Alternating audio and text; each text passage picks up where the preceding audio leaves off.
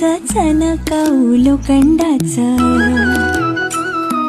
लिहुले ना गरिबीचं चणकाऊ लोखंडाचं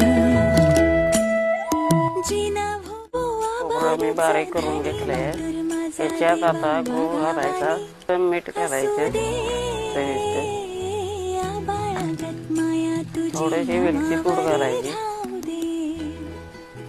आता मिसळून घ्यायचं. लक्ष्मीच्या हातातली चौरी व्हावी वर खाली, लक्ष्मीच्या हातातली चौरी व्हावी वर खाली. इडा पिडा जाईल आली, कृपा तुझी भात्यातल्या सुरा संग गाऊ दे.